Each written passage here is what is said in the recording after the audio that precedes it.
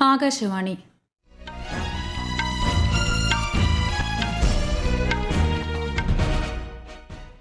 നമസ്കാരം. വാർത്തകൾ വായിക്കുന്നത് ശ്യാമ.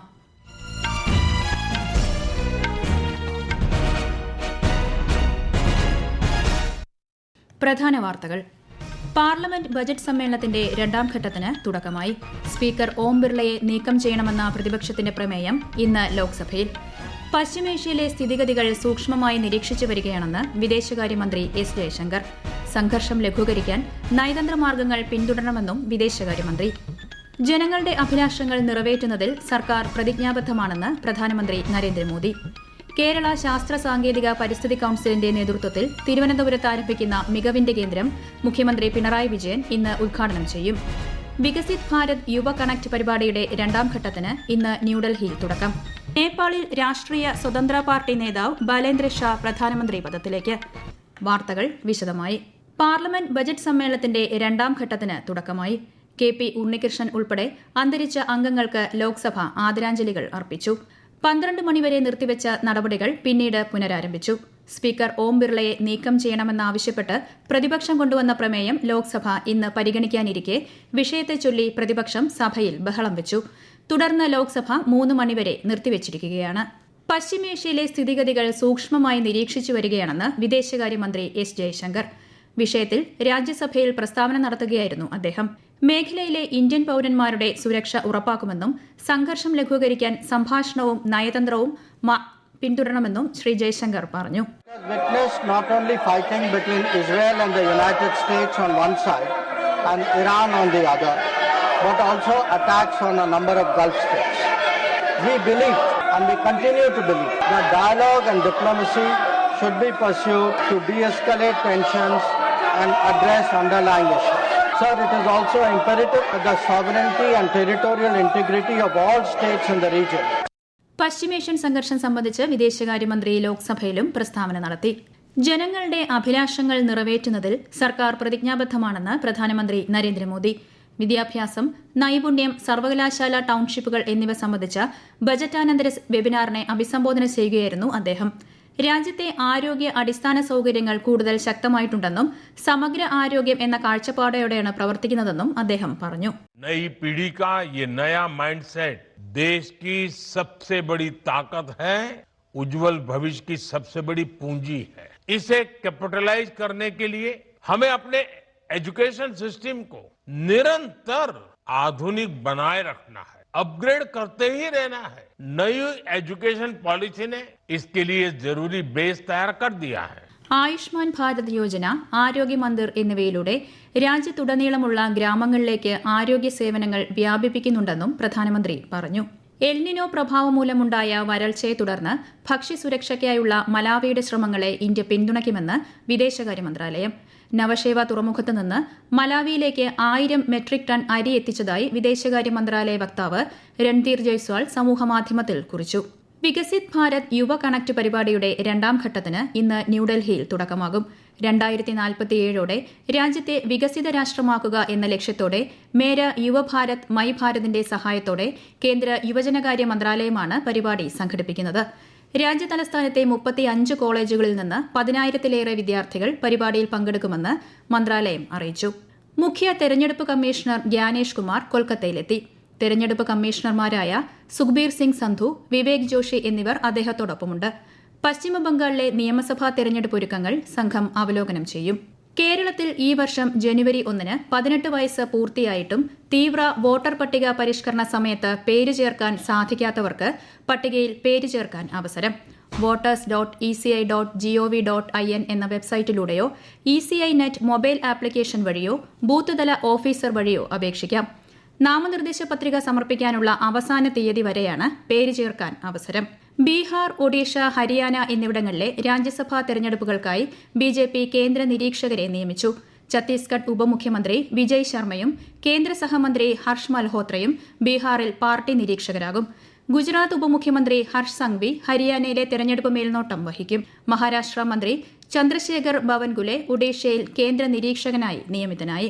ഇന്ത്യ സീഷൽ സംയുക്ത സൈനികാഭ്യാസമായ ലാമിറ്റി 2026ന്റെ 11ാമത് പതിപ്പിന് സീഷെൽസിൽ ഇന്ന് തുടക്കം. അഭ്യാസ പ്രകടനങ്ങളിൽ പങ്കെടുക്കാൻ ഇന്ത്യൻ സൈന്യം സീഷെൽസിൽ എത്തി. സീഷെൽസ് ഡിഫൻസ് അക്കാദമിയിൽ ഈ മാസം 20 വരെയാണ് സംയുക്ത അഭ്യാസം. ഈ വാർത്തകൾ ആകാശവാണിയിൽ നിന്ന്. ആകാശവാണി വാർത്തകളും വാർത്താധിഷ്ഠിത പരിപാടികളും all India radio news Thiruvananthapuram YouTube ചാനലിലും all India radio news Thiruvananthapuram Facebook പേജിലും AR News_ തിരുവനന്തപുരം ഇൻസ്റ്റഗ്രാം അക്കൌണ്ടിലും AR News_TVM X ഹാൻഡിലും ലഭ്യമാണ്. കേരള ശാസ്ത്ര സാങ്കേതിക പരിസ്ഥിതി കൌൺസിലിന്റെ നേതൃത്വത്തിൽ Thiruvananthapuram Thonnakkal bio life science പാർക്കിൽ ആരംഭിക്കുന്ന centre of excellence in nutraceuticals മുഖ്യമന്ത്രി പിണറായി വിജയൻ ഇന്ന് ഉദ്ഘാടനം ചെയ്യും. KDISC, കിഫ്ബി, KSIDC എന്നിവരുടെ സഹകരണത്തോടെയാണ് പരിപാടി സജ്ജമാക്കിയത്. ICC T20 ക്രിക്കറ്റ് ലോകകപ്പിൽ ചരിത്ര നേട്ടവുമായി ഇന്ത്യ. ന്യൂസിലൻഡിനെ 96 റൺസിന് പരാജയപ്പെടുത്തി 3ാം വട്ടവും ലോകകപ്പ് കിരീടം നേടിയപ്പോൾ പുതുചരിത്രം എഴുതിയതിനൊപ്പം ചരിത്രം തിരുത്തുകയുമായിരുന്നു ടീം ഇന്ത്യ. അടുപ്പിച്ച് 2 വർഷം കിരീടനേട്ടം നേടുന്ന ടീമും ഇന്ത്യയാണ്. തുടർച്ചയായ മത്സരങ്ങളിൽ തകർപ്പൻ ബാറ്റിംഗ് കാഴ്ചവെച്ച മലയാളി താരം സഞ്ജു സാംസൺ ടൂർണമെന്റിന്റെ താരമായി. T20 ക്രിക്കറ്റ് ലോകകപ്പ് നേടിയ ഇന്ത്യൻ ടീമിനെ അഭിനന്ദിച്ച് രാഷ്ട്രപതി ദ്രൌപദി മുർമു, ഉപരാഷ്ട്രപതി CP രാധാകൃഷ്ണൻ, പ്രധാനമന്ത്രി നരേന്ദ്രമോദി, ലോക്സഭാ പ്രതിപക്ഷ നേതാവ് രാഹുൽ ഗാന്ധി തുടങ്ങിയവർ. ക്രിക്കറ്റ് പ്രേമികൾക്ക് ഏറെ സന്തോഷവും അഭിമാനവും നൽകുന്ന വിജയമാണിതെന്ന് രാഷ്ട്രപതി പറഞ്ഞു. നേപ്പാൾ പാർലമെന്റ് തെരഞ്ഞെടുപ്പിൽ വൻ വിജയം നേടി റാപ്പറും ജൻസി വിപ്ലവത്തിന്റെ നേതാവുമായ ബലേന്ദ്ര ഷായുടെ നേതൃത്വത്തിലുള്ള രാഷ്ട്രീയ സ്വതന്ത്ര പാർട്ടി. ഇതോടെ ബലേന്ദ്ര ഷാ നേപ്പാളിന്റെ അടുത്ത പ്രധാനമന്ത്രിയാകുമെന്ന് ഉറപ്പായി. 165 സീറ്റുകളിൽ 122 എണ്ണത്തിലും RSP വിജയിച്ചു. നേപ്പാൾ ജനാധിപത്യ രാജ്യമായതിനു ശേഷം ഒരു പാർട്ടി നേടുന്ന ഏറ്റവും വലിയ ഭൂരിപക്ഷമാണിത്. മുൻ പ്രധാനമന്ത്രി KP ശർമ്മ ഒലിയെ ഏകദേശം 50,000 വോട്ടുകളുടെ ഭൂരിപക്ഷത്തിനാണ് 35-കാരനായ ഷാ പരാജയപ്പെടുത്തിയത്. പശ്ചിമേഷ്യയിലെ സാഹചര്യം കണക്കിലെടുത്ത് വ്യോമഗതാഗതവുമായി ബന്ധപ്പെട്ട സ്ഥിതിഗതികൾ സൂക്ഷ്മമായി നിരീക്ഷിച്ചു വരുന്നതായി കേന്ദ്ര വ്യോമയാന മന്ത്രാലയം. യാത്രക്കാരുടെ സുരക്ഷ ഉറപ്പാക്കാൻ വിമാന കമ്പനികൾ സർവീസുകളിൽ ആവശ്യമായ മാറ്റങ്ങൾ വരുത്തി. വിമാന ടിക്കറ്റ് നിരക്കുകൾ അമിതമായി വർദ്ധിക്കുന്നില്ലെന്ന് ഉറപ്പാക്കാനും മന്ത്രാലയം കർശന നിരീക്ഷണം നടത്തുന്നുണ്ട്. ഇറാനിൽ പുതിയ പരമോന്നത നേതാവിനെ പ്രഖ്യാപിച്ചു. US ഇസ്രായേൽ ആക്രമണത്തിനിടെ കൊല്ലപ്പെട്ട ആയത്തുള്ള അലി ഖമനയുടെ മകൻ മോജ്തബ ഖമനയെ പുതിയ പരമോന്നത നേതാവായി ഇറാൻ ഔദ്യോഗികമായി പ്രഖ്യാപിച്ചു. US ഇസ്രായേൽ സഖ്യം നടത്തുന്ന ഓപ്പറേഷൻ എപ്പിക് ഫ്യൂറി 10ാം ദിവസത്തിലേക്ക് കടക്കുമ്പോഴാണ് ഇറാന്റെ നിർണായക നീക്കം. ഇറാൻ US സംഘർഷം ശക്തമാകുന്നതിനിടെ മേഖലയിൽ പരിക്കേറ്റ 7ാമത്തെ US സൈനികനും കൊല്ലപ്പെട്ടതായി US പ്രതിരോധ മന്ത്രാലയം സ്ഥിരീകരിച്ചു. ഇതിനിടെ ഇറാന്റെ വ്യോമാക്രമണങ്ങളെ നിയന്ത്രിക്കുന്ന റവല്യൂഷണറി ഗാർഡ് ആസ്ഥാനം തകർത്തതായി ഇസ്രായേൽ അവകാശപ്പെട്ടു. ലബനനിലെ ബെയ്റൂട്ടിൽ നടത്തിയ ആക്രമണത്തിൽ മുതിർന്ന ഇറാൻ സൈനിക കമാൻഡർമാരെ വധിച്ചതായി ഇസ്രായേൽ പ്രതിരോധ സേന അറിയിച്ചു. പശ്ചിമേഷ്യയിൽ സംഘർഷം തുടരുന്നതിനിടെ ആഗോള വിപണിയിൽ എണ്ണവില കുതിച്ചുയരുന്നു. ക്രൂഡ് ഓയിൽ വില ബാരലിന് $100 കടന്നു. ഫോർമൂസ് കടലിടുക്ക് വഴിയുള്ള എണ്ണനീക്കം തടസ്സപ്പെടുമെന്ന ആശങ്കയെ തുടർന്ന് ഏഷ്യൻ വിപണിയിൽ ബ്രന്റ് ക്രൂഡ് വില $110 എണ്ണവിലയിലെ വർധനവ് ആഗോള ഓഹരി വിപണികളിലും ഇടിവുണ്ടാക്കി. രാജ്യത്തെ ഓഹരി വിപണികളിലും കനത്ത ഇടിവ് രേഖപ്പെടുത്തി. സെൻസസ് 1819 പോയിന്റ് ഇടിഞ്ഞ് 77,099-ലും നിഫ്റ്റി 572 പോയിന്റ് ഇടിഞ്ഞ് 23,878-ലും വ്യാപാരം പുരോഗമിക്കുന്നു. സ്വർണ്ണവില കുറഞ്ഞു. പവന് 160 രൂപ കുറഞ്ഞ് 1,18,560 രൂപയും ഗ്രാമിന് 14,820 രൂപയുമാണ് ഇന്നത്തെ വില. പശ്ചിമേഷ്യൻ സംഘർഷം തുടരുന്നതിനിടെ US-ഉം ദക്ഷിണ കൊറിയയും സംയുക്ത സൈനികാഭ്യാസം ആരംഭിച്ചു. അഭ്യാസ പ്രകടനങ്ങൾ ഈ മാസം 19 വരെ തുടരും. 18,000 സൈനികർ പങ്കാളികളാകുമെന്ന് ദക്ഷിണ കൊറിയയുടെ ജോയിന്റ് ചീഫ് ഓഫ് സ്റ്റാഫ് അറിയിച്ചു. പ്രധാന വാർത്തകൾ വീണ്ടും. പാർലമെന്റ് ബജറ്റ് സമ്മേളനത്തിന്റെ 2ാം ഘട്ടത്തിന് തുടക്കമായി. സ്പീക്കർ ഓം ബിർളയെ നീക്കം ചെയ്യണമെന്ന പ്രതിപക്ഷത്തിന്റെ പ്രമേയം ഇന്ന് ലോക്സഭയിൽ. പശ്ചിമേഷ്യയിലെ സ്ഥിതിഗതികൾ സൂക്ഷ്മമായി നിരീക്ഷിച്ചു വരികയാണെന്ന് വിദേശകാര്യമന്ത്രി S ജയശങ്കർ. സംഘർഷം ലഘൂകരിക്കാൻ നയതന്ത്ര മാർഗങ്ങൾ പിന്തുടരണമെന്നും വിദേശകാര്യമന്ത്രി. ജനങ്ങളുടെ അഭിലാഷങ്ങൾ നിറവേറ്റുന്നതിൽ സർക്കാർ പ്രതിജ്ഞാബദ്ധമാണെന്ന് പ്രധാനമന്ത്രി നരേന്ദ്രമോദി. കേരള ശാസ്ത്ര സാങ്കേതിക പരിസ്ഥിതി കൌൺസിലിന്റെ നേതൃത്വത്തിൽ തിരുവനന്തപുരത്ത് ആരംഭിക്കുന്ന മികവിന്റെ കേന്ദ്രം മുഖ്യമന്ത്രി പിണറായി വിജയൻ ഇന്ന് ഉദ്ഘാടനം ചെയ്യും. വികസിത് ഭാരത് യുവ കണക്ട് പരിപാടിയുടെ 2ാം ഘട്ടത്തിന് ഇന്ന് ന്യൂഡൽഹിയിൽ തുടക്കം.